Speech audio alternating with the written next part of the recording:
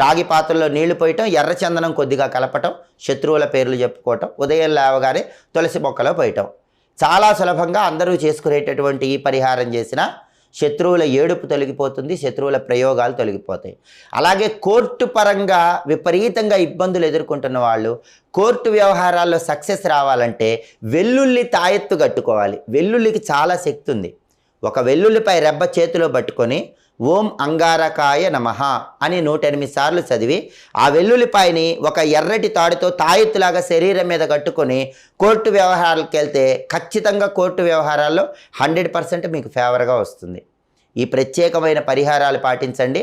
అలాగే కోర్టు పరంగా సక్సెస్ రావాలంటే, కోర్టు వ్యవహారాల్లో విజయం రావాలంటే ప్రతిరోజు ఓం వటుక భైరవాయ నమః అనే నామాన్ని 21 సార్లు చదువుకోవాలి. ఓం వటుక భైరవాయ నమః. అలాగే సంవత్సరాలు కోర్టు కేసుల వల్ల